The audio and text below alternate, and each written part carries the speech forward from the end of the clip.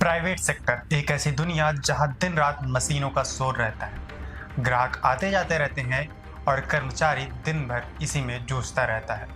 और इन्हीं सब जद्दोजहद के बीच उसके दिमाग में एक सवाल उठता है कि क्या मेरा हक सुरक्षित है या फिर मैं भी कहीं पिस रहा हूँ। क्या कंपनी वाकई नियम मानती है या फिर मालिक की मर्जी ही आखिरी कानून है। इन्हीं सब सवालों की कड़वाहट जब सरकार तक पहुंची तो 63 साल बाद एक ऐसा बदलाव हुआ जिसने लाखों कर्मचारियों के दिलों में एक नई उम्मीद जगा दी। दुकान और वाणिज्य अधिष्ठान अधिनियम में अब तक का सबसे बड़ा बदलाव हुआ और अब ये सिर्फ शहरी क्षेत्रों में ही नहीं, ग्रामीण क्षेत्रों में भी लागू होगा। ऐसे में सवाल उठता है कि ये दुकान और वाणिज्य अधिष्ठान अधिनियम है क्या, ये कब पहली बार लागू हुआ था और अब इसमें क्या बदलाव हुआ है। आइए इस वीडियो में जानते हैं कि क्या है ये पूरा मामला।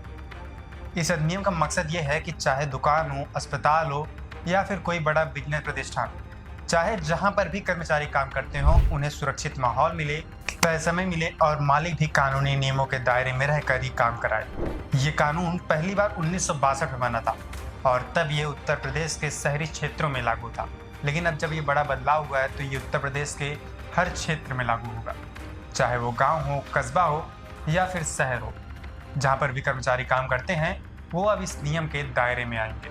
आपको बता दें कि यह कानून केवल उन प्रतिष्ठानों पर काम करेगा जहां पर कम से कम 20 से ज़्यादा कर्मचारी काम करते हैं।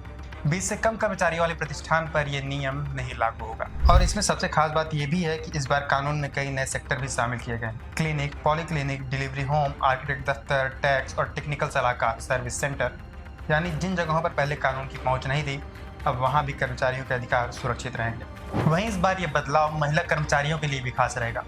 जहां पहले नाइट शिफ्ट रात 9 बजे से शुरू होती थी, वहीं अब ये शाम के 7 बजे से शुरू होकर सुबह 7 बजे तक चलेगी। यानी अब शाम के 7 बजे के बाद काम करने वाली महिलाओं को नाइट शिफ्ट का सारा सुरक्षा लाभ मिलेगा। जबकि ऐसे ऑफिस जहां पर बैठने की व्यवस्था नहीं थी, दिन भर खड़े खड़े काम करना पड़ता था, उन जगहों में अब बैठने की भी व्यवस्था करनी होगी, जिससे कर्मचारियों की सेहत पर इसका असर ना पड़े। इस नियम के मुताबिक हर कर्मचारी को नियुक्ति पत्र देना भी हर नियोक्ता के लिए जरूरी कर दिया गया है, ताकि नौकरी का रिकॉर्ड साफ और सुरक्षित रहे। वहीं जो एम्प्लॉय ओवर टाइम करते हैं उनके लिए भी इस बार बड़ा बदलाव हुआ है। जहां 3 महीने में केवल 125 घंटे ही ओवर टाइम कर सकते थे, अब उसे बढ़ाकर 144 घंटे कर दिए गए और इसका भुगतान पहले की तरह दुगना रहेगा। आपको बता दें कि इस बार के बदलाव में जुर्माने के नियम भी सख्त हुए हैं।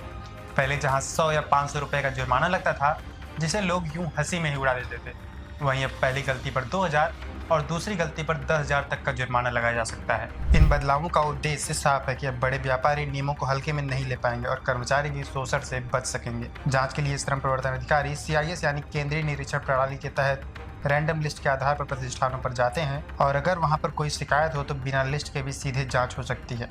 वहीं जहां तक शिकायत की बात है तो अब कर्मचारी IGRS, local labour office, labour code या फिर श्रम विभाग की हेल्पलाइन पर कॉल कर सकता है। यानी अब आवाज़ उठाना आसान है और सुनवाई होना बिल्कुल तय है।